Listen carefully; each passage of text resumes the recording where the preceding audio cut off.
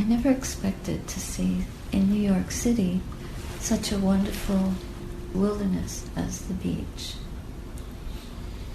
You might not think of the beach as a wilderness, but in fact it is a wilderness because it's this vast open space. And when you come to sit at that spot, at first your eyes, well, we go inward, but even if you open your eyes, there isn't much to look at.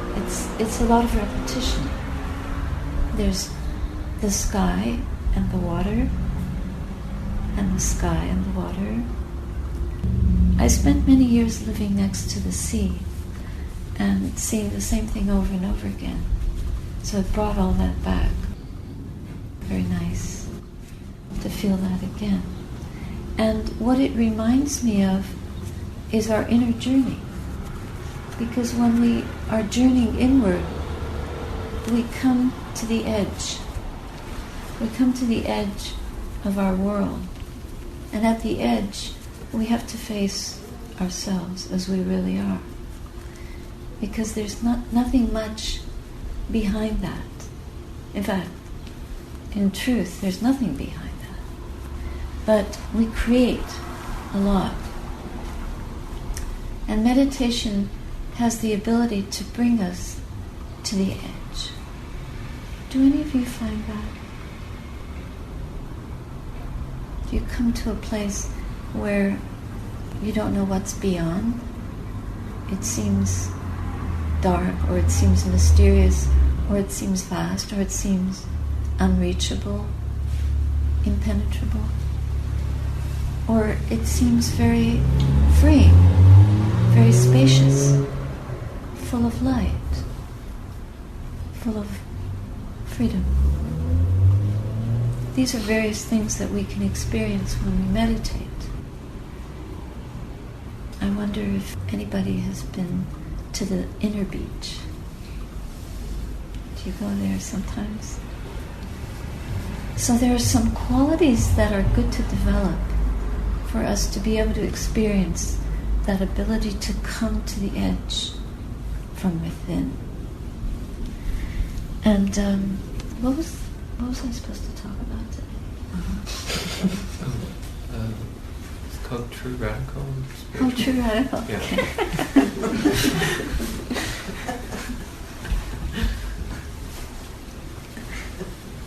Before I tell about the qualities, which I wasn't supposed to talk about, there's a very nice quotation from somebody named Guillaume. This is his quote. I don't remember his last name. But there was another man that was born 100 years after him who claims to have said the same thing. I believe the first one. He must have said it first.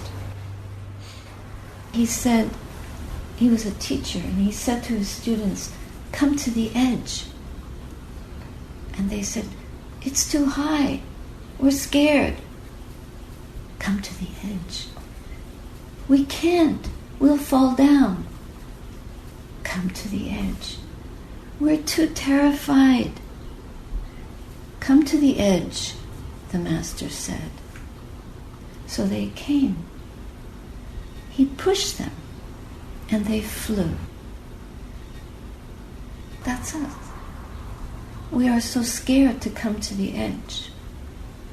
But if we come to the edge of our world, our inner created world, then the chance for us to fly, to be free, to be joyful, to come to the truth is so great. And I think that's why we're all here. All of us come to the shrine, whatever kind of a shrine you make it. You make it sacred. You make it the edge, away from the world as we know it, away from the things that we think support us, away from the world that comforts us or gratifies us in a superficial way that doesn't really bring us a sense of joy, a sense of well-being which can last. That's why it's really important that we do come to the edge. And we have to be shown. To begin with, we have to be shown, and then we learn how to do it.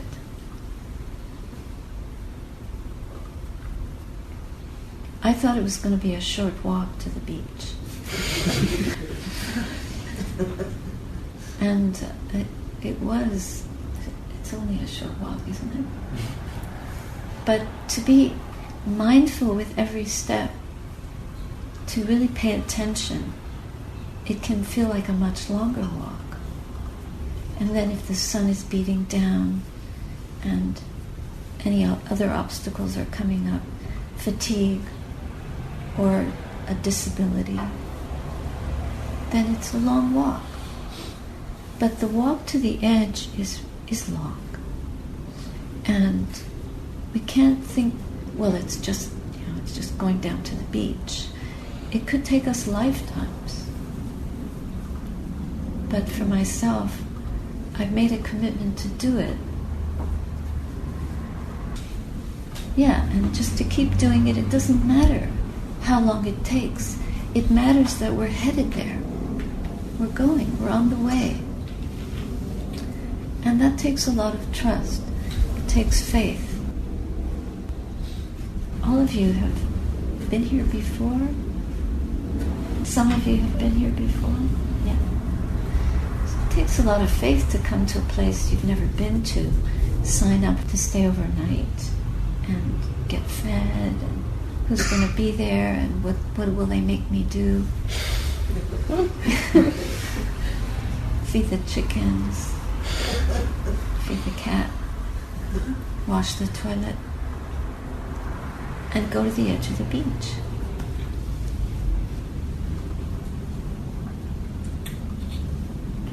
One of the qualities that is really important after we have enough trust to come and see where the edge might be is the quality of generosity. So you're trusting outer conditions. That's a generosity of mind. But you're also trusting your ability to go through with that. And that's a generosity of heart to yourself. It's a gift. You're testing your courage. Normally we think of generosity as, what am I going to get for my birthday? Are people going to give me something nice? Or when you want to give somebody a gift, do you give them something nice, or do you just pull something out of your cupboard that you don't want? There are different levels of generosity. And the generosity that gives you real joy, and you can test this, is if you give the best that you possibly can. The best. Maybe even something better than you would give yourself. When I was a young nun, we used to have a special event or a special day in the life of one of the community, and we would all pitch in and give a little gift. So we didn't have very much to give. I'll never forget, there was a nun. She had come to visit, and she brought some gifts to our tea party. We had this little gathering for this person, and she gave everybody a gift. And these gifts were wrapped up in nice paper, and she put a gift in front of each of us. And I remember thinking, well, this isn't my party, it's not, why are we all getting a gift? But it was such a lovely thing to do. And then each of us opened it, and each of us had been given a piece of fruit, like an apple, just wrapped up. Of course, we don't eat in the afternoon, but she didn't know that. And I thought it was such a lovely thing to do.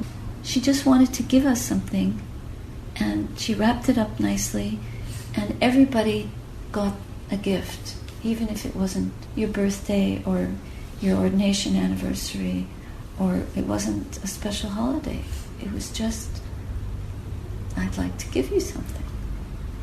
So that was a teaching. So then I learned from that, it's nice to give even something that it's innocuous. So you get an apple. But the way that it's given was quite beautiful. Sometimes in the monastery, people give you things and you have too much. So then you can share.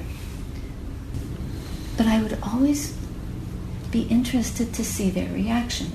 I wanted them to know it was for me. I was kind of sharing. And then one day it came to me, what if I just left something outside the door of the person that I wanted to give a gift to, and I didn't leave a card, I didn't say who it was from? What would that feel like? So I tried that, anonymous giving. And I noticed that it was a lot more fun. It brought a lot of joy. I wanted to see a reaction, and I saw there's a kind of, sometimes there can be a tinge of selfishness.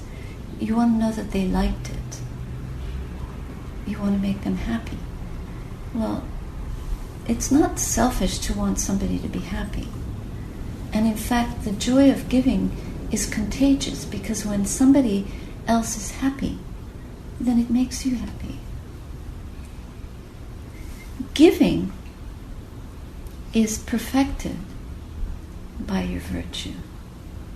So if you give with an unselfish heart, that makes your gift, your generosity even greater. And the same is true of virtue. Virtue is perfected by generosity. Virtue creates a great field of generosity in and of itself. And we talked about yesterday in terms of the precepts. These are like rules of training. You might not think that you've come here to train, but every time you appear in front of the shrine, closer to the edge, closer to the place where you can't predict what's going to happen, you have to give up control. You have to let go of something. Then you're giving, but you're also creating a place of strength for goodness to arise. So you took precepts not to kill any living thing. That's a blessing. Why? Because all the precepts create a field of safety for ourselves and others. So virtue is in itself a gift on so many levels. It's a gift to the world, but it really is a gift to us. And we begin to notice that when we're doing things that bring us a feeling of well-being. What does it feel like when somebody shouts at you? Just a few minutes ago I heard some shouting on the street. What is that sound? Is it pleasant or unpleasant? It's unpleasant.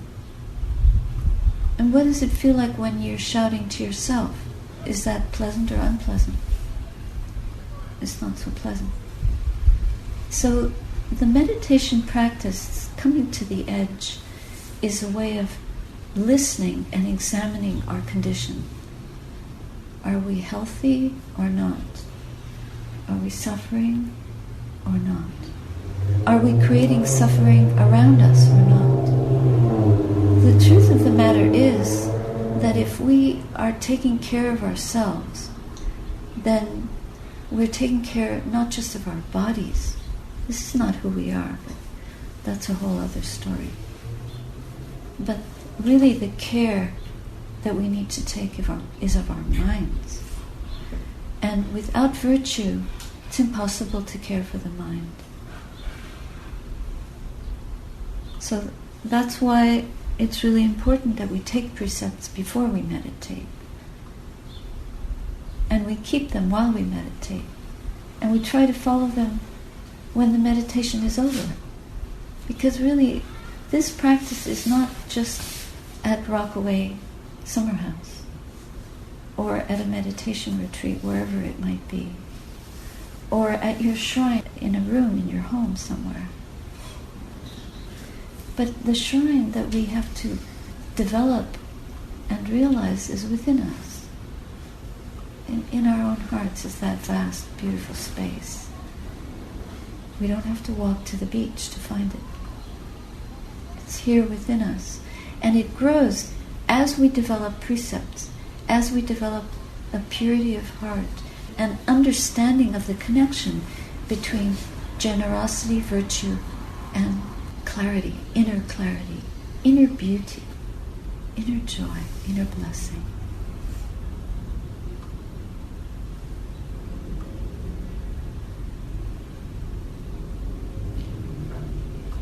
So coming here, taking these precepts, you're not as free to do things as you normally might be.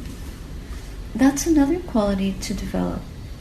The quality of renunciation enhances, adorns, makes even more beautiful the quality of virtue. It might not feel like that today, but over time you begin to see. You might think, well, why do I have to give things up? Actually, when you take precepts, you have to give things up. You have to give up a sense of I have a right to shout if I'm upset. Or I have a right to criticize somebody if I don't like them, or if I don't like what they're doing.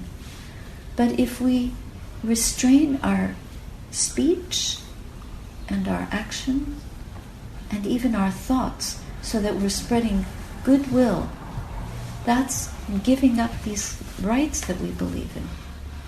That's a form of renunciation. You're not handcuffed.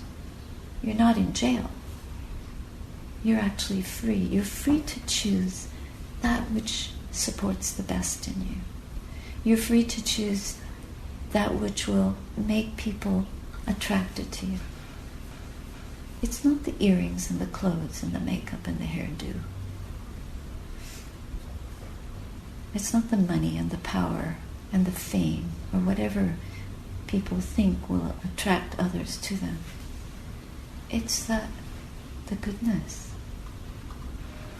The ability to trust someone fully. I guess a lot of you are pretty young, but death comes unexpectedly. We never know when it's going to happen. But I think about death quite a lot. It's very helpful. That's one way of coming to the edge daily, is to contemplate dying. You don't have to even go that far. You can contemplate being sick. Anybody here never been sick?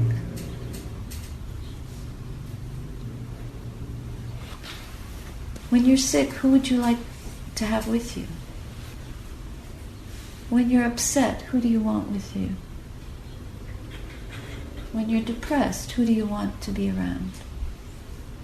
Somebody that will bring your spirits up. Somebody that will make you feel well in yourself.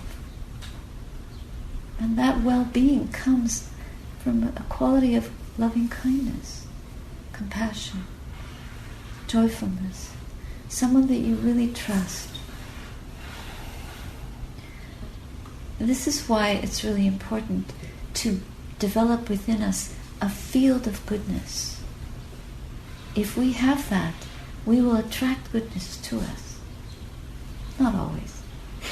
But when we don't, we can actually help that. We can help the other person to change. I remember once I was with a friend, this is a very long time ago. It was late at night and we were walking down the sidewalk and some guy came along and he grabbed my friend and he started to hit him. And I said, "Don't do that, please don't do that." But he ignored me. So I said, please don't hit him. He's sick." And then this man stopped and looked at me and he let him go. And I realized that as soon as I said he's sick, it made this person, he was probably drunk or something, and he wanted money, for sure. But somehow it touched his heart to think, well, the guy's sick, I'll leave him alone. that wouldn't always work either. So what we have to do is, if we create a field of goodness, of goodwill, of forgiveness for any human being that comes towards us, no matter what they do, they can't really harm us. They might kill us, but they won't really harm the goodness within our hearts. That might be a difficult thing to accept, but that's radical truth. To be truly radical for the truth is to be willing to die for it. That's the kind of renunciation that this path requires for it to be consummated, perfected, truly developed. There has to be a level of giving up that we would die for the truth. We wouldn't violate our virtue for anything. And it comes to a point where your love of virtue is so extreme that you become a radical. An extreme radical. I'm a radical. People think so anyway, because I dress like this. When I first became a nun, my father said to me, "Why do you have to do it in such an extreme way? Why do you have to be a Theravada nun? Why can't you be a Tibetan nun?" Because they eat dinner in the afternoon. I said, "Well, I like this tradition." He was my big supporter.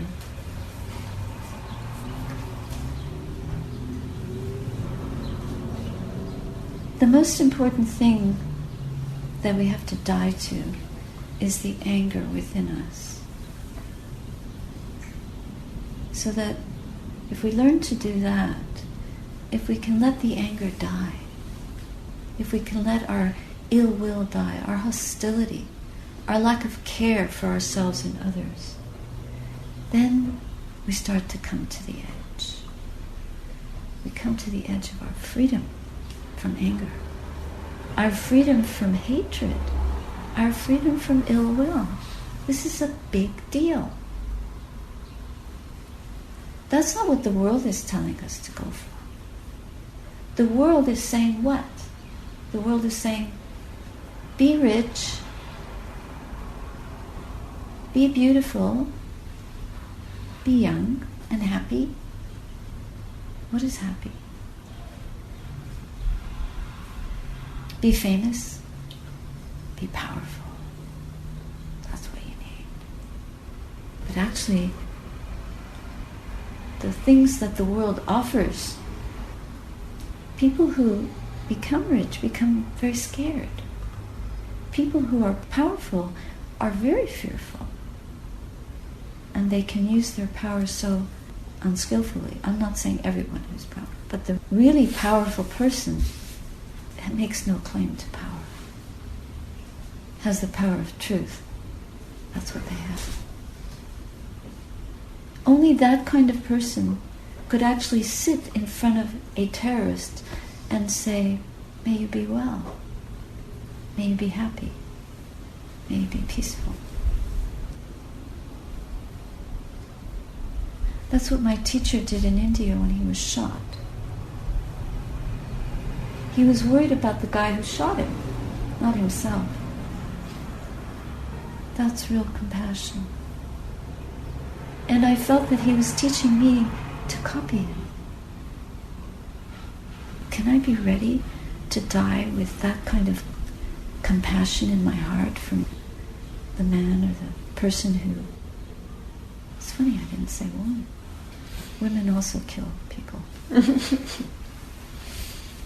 Who's about to slit my throat or shoot me down. We live in such a violent world, and disarmament comes not from armament. And those are one of the most beautiful sayings in the Buddha's teachings. Hatred can never be overcome by hatred, but through love alone. And look at the world as an example of how that doesn't work. But it's true for us as well. If you have an argument with someone and you just go back and forth, you're right, You think you're right. You're wrong. I'm right. No, you're wrong. I'm right. And it doesn't stop. It doesn't end. This is how people strangle each other. They kill each other. They break up their families. They trade their kids off. They cheat on each other. This is for complete lack of any sense of the power and beauty of virtue. So over just a sense of self, a sense of me and mine, what belongs to me and what is mine, people can come to such a point of violence.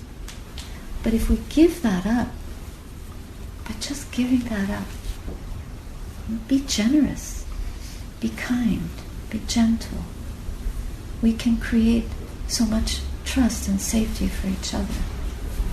So therefore, in our meditation practice, virtue is the development of this silent space within us, silent and empty of hatred, empty of ill will, empty of any wish to harm any living being. And then you turn that into a determination. I shall not harm anyone. I will grow harmless. By growing harmless, we become more and more pure. The mind, it's like polishing. We become stainless. We become fearless. We become powerful.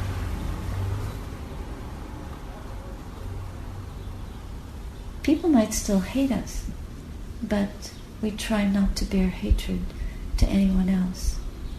So while I was walking to the beach, I was doing these chanting these phrases in my mind of these qualities. In Pali, dana, sila, like that. You know these words? Dana means generosity. Sila means virtue. Then nekama. Nekama means renunciation. Then panya is wisdom.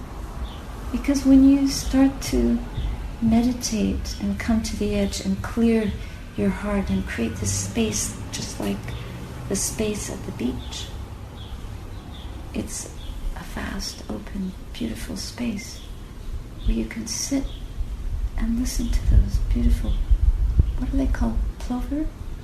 Mm-hmm. Plovers. Those birds with the little orange beak. And then when you do that, you grow wise. You start to become wise to what is good, what is true, what is pure in this world. Panya. And beyond then what perfects panya is effort. But it isn't just the effort to do this for 1 hour or 1 day. Whole life. Like commitment. Until why not? What are you committed to in your life? You want to be happy? Where is that? Where is that happiness? Is it at the address you live in? Is it at work? Is it being with a certain person?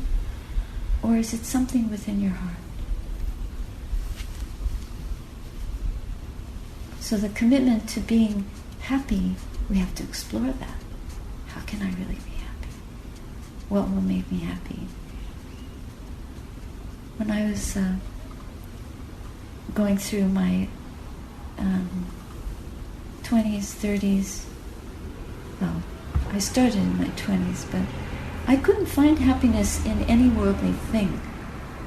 And I can now say that I'm a happy person. And I really don't have much. In fact, I'm getting less and less all the time. So, losing my teeth, my hearing. But the heart, there's a happiness. it's not out in the world. It doesn't mean you all have to be a monk or a nun, but why not?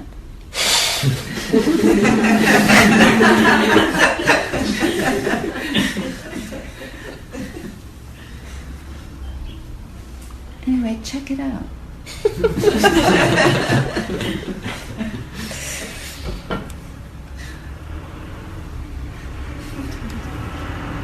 I've said enough.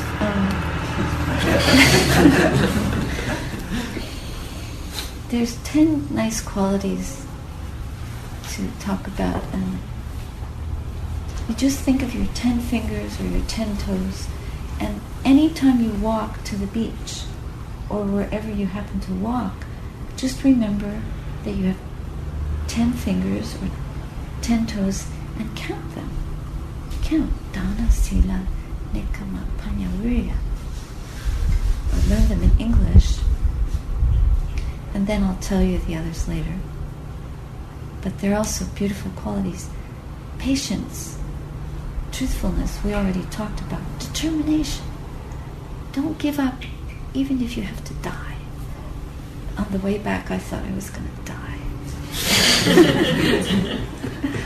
No, I was just hot. I'm an old lady. The body is, yeah. And then metta, the quality of goodwill. This is such a sublime quality. And what does it lead to? It leads to the perfection of equanimity.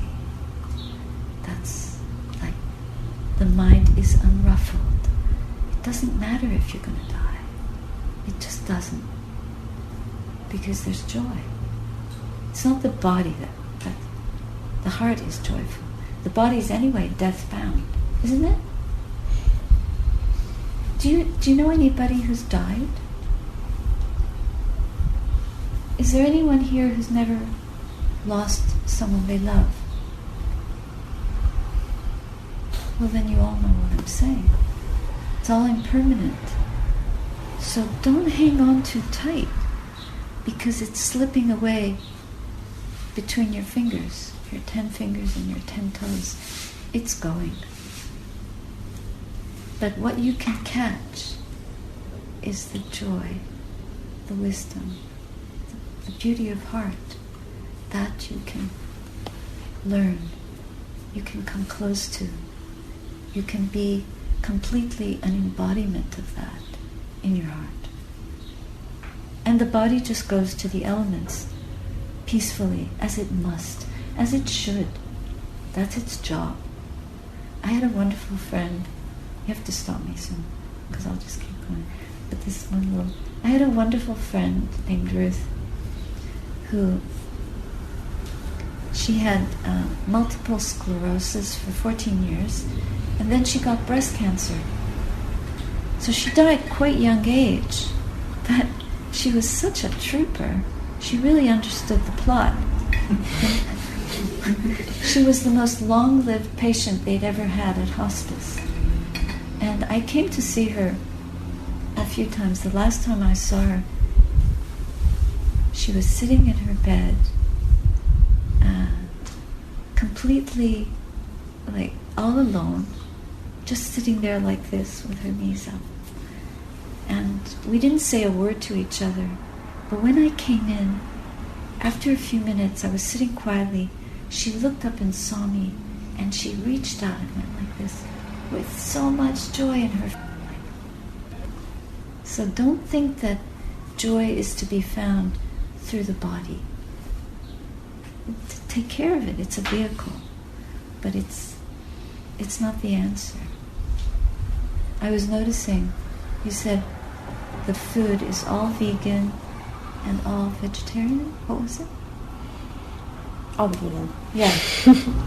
So that's pretty unusual to, have that kind of specialty taken care of. But if you are always dependent on conditions being perfect, whether it's the food you eat, the sounds you hear, the smells you smell, the taste you taste, the touch sensations that you want to feel, if those conditions are what you need to be happy, you're looking in the wrong place. It's not about sense gratification, but the joy of the mind doesn't come, the real joy doesn't really land until you go to the unconditioned, not depending on things being perfect. Here we have perfect conditions to develop that muscle so that we can learn to be with imperfection in life.